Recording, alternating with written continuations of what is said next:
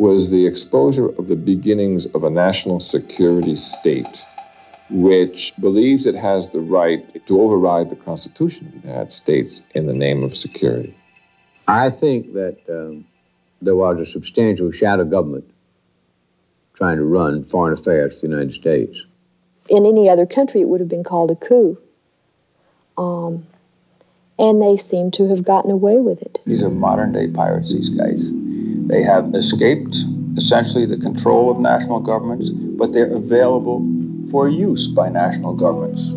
Sometimes they move under color of, and defend themselves as advancing U.S. national interests in this. But I think that is very secondary with these guys. They're out to make a buck. I did do it. I am not, as I said in my statement, at all ashamed of any of the things that I did. I was given a mission, and I tried to carry it out.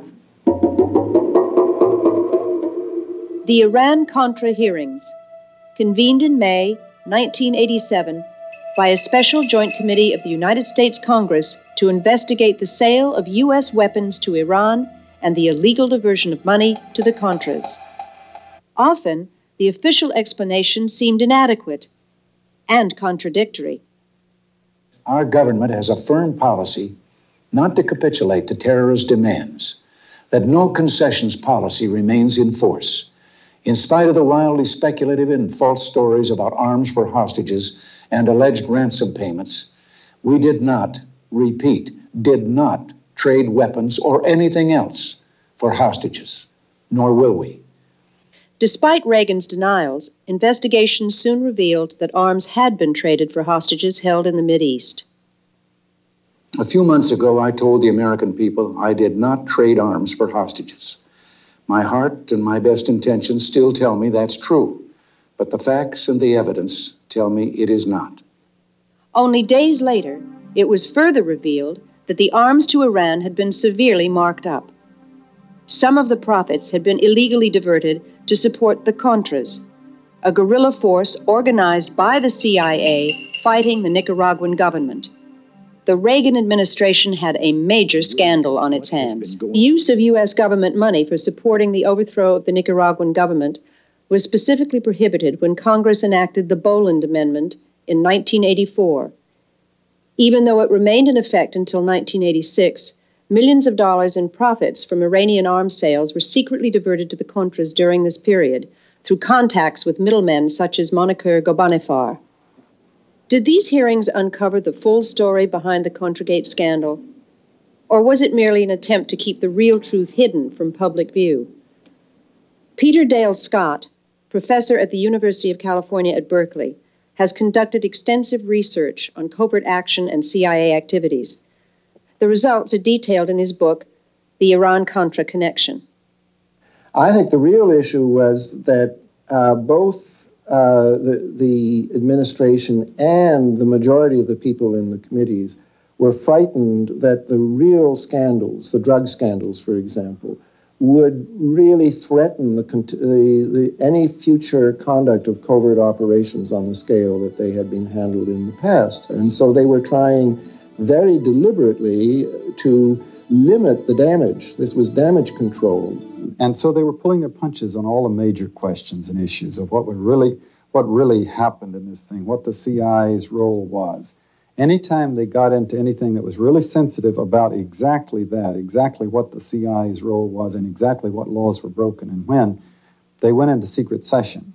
There was a lot of talk during the hearings about covert operations, national security, the necessity of secrecy in conducting foreign policy. But some experts claim that covert action does not work in the interest of the U.S. national security, nor does it create a more stable world. To think of the democratic governments that have been overthrown in the last 30 years by military coups is almost like giving a capsule history of CIA covert operations in the last 30 years. I mean, there was the overthrow of Prime Minister Mossadegh in Iran in 1953. There was the overthrow of Arbenz in Guatemala in 1954. There was the overthrow of the Brazilian government in 1964. There was the overthrow of the Ghana government in 1966. A lot of the governments I just mentioned got into trouble with the international oil companies because they tried to assert their national prerogatives over their own resources. Time after time, the CIA has come in on behalf of those multinational companies.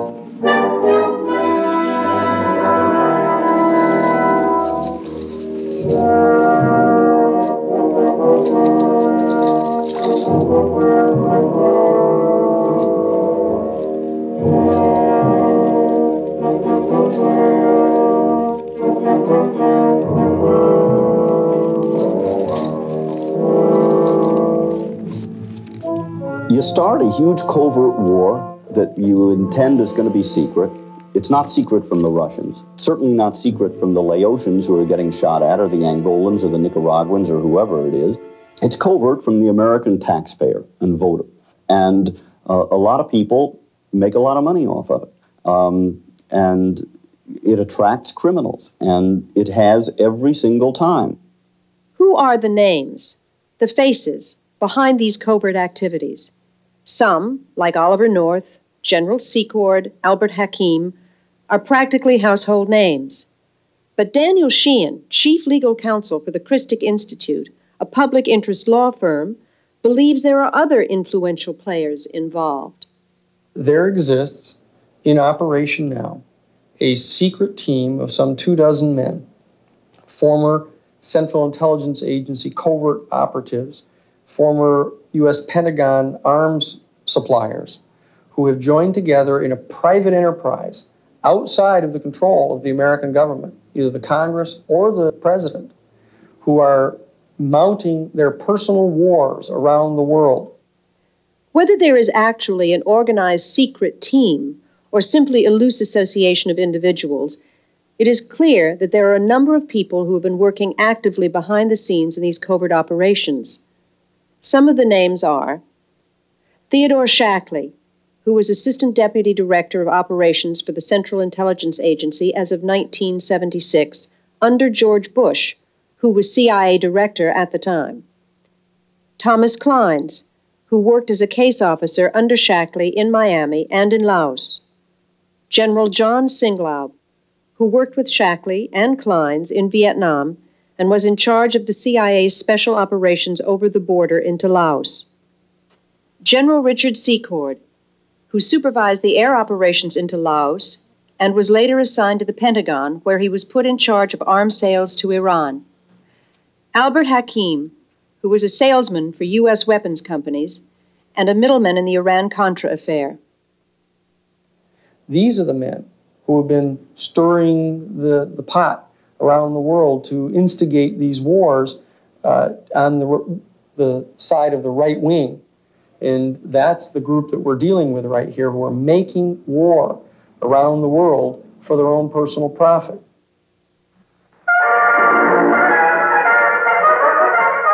Cuban revolutionary troops such as these have invaded Castro's leftist island fortress, reportedly rallied by a mysterious coded radio message. Alert, alert. From the sea and by... It was after the failed invasion of Cuba at the Bay of Pigs in 1961 that Theodore Shackley, as CIA station chief in Miami, and his assistant Thomas Kleins, began working with Rafael Quintero and other right-wing Cubans to overthrow the Castro government.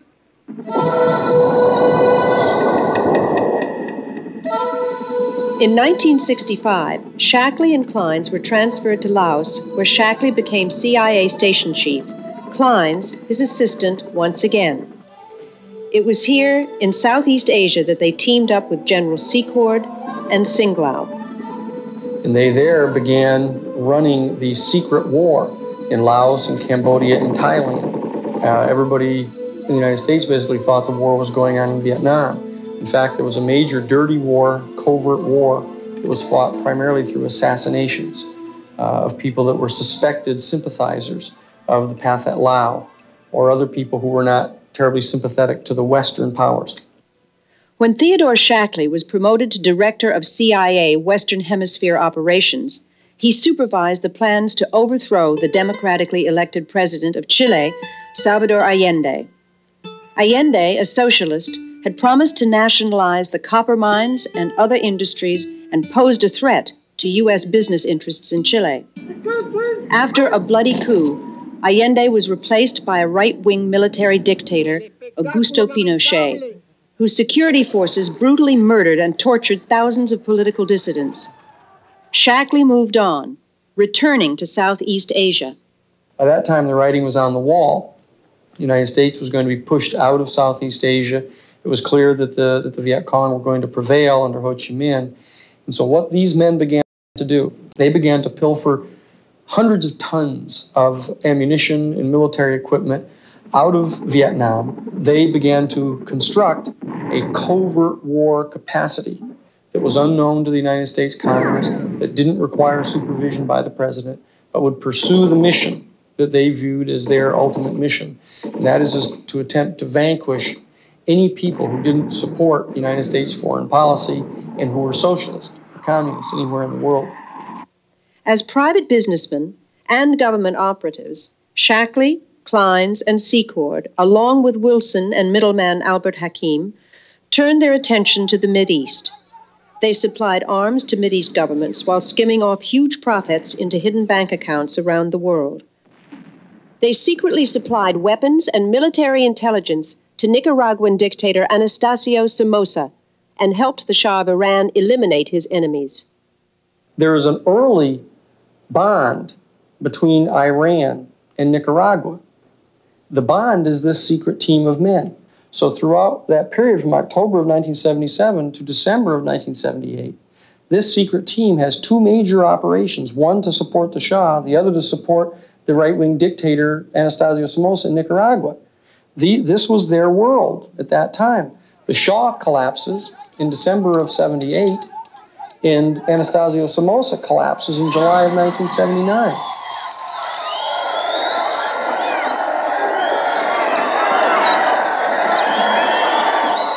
After the overthrow of Somoza, many of his former National Guardsmen fled to Honduras, where they were organized and trained by the CIA as a counter-revolutionary force to fight against the new government in Nicaragua. They began to create the Contras, to try to do the identical thing that was done by the supporters of Batista against the Cuban revolutionary government back in 1959. Not an indigenous force inside Nicaragua that had any support from any of the population in Nicaragua. It was a total artifice that was created by these men.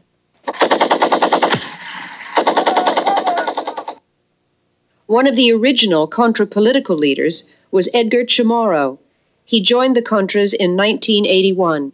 I became involved with the Contras because the CIA, using people from the White House, they invited me to be one of the Contra leaders. I was told that this was just a war for a year, that the United States wanted to put this pressure on Nicaragua. But then after a year or so, I found out that this was not the case. We were being used to deceive the American people. We were used to lie to Congress. The tactics used by the Contras were tactics of terrorizing civilians, making situations where civilians were getting killed.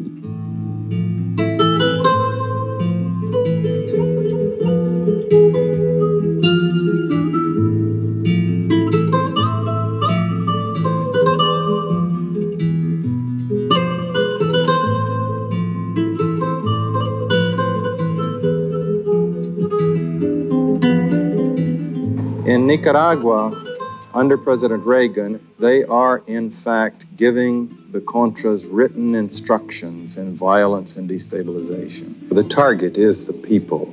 The social and economic infrastructure is what you're hitting at.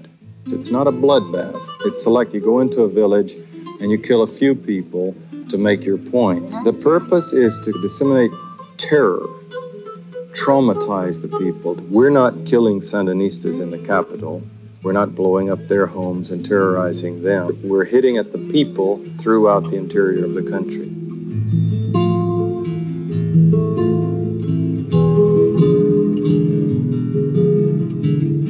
In the early 1980s, when the CIA was working to establish a southern front in Costa Rica in the war against Nicaragua, a relationship was established with John Hull, an American rancher living in Costa Rica.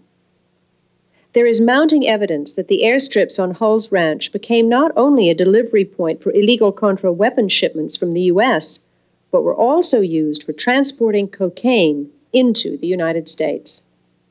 You have CI bases in Costa Rica and Honduras. You have airplanes flying back and forth continuously, landing at bases in the United States where they don't have to go through regular customs, with the CI escorting the people in and out and a certain laissez-faire in the attitude at best of the customs, if there is, any customs representation there. So it's a dream situation for drug smugglers. But CIA involvement in the drug business did not start in Central America. It dates back at least as far as the Vietnam War.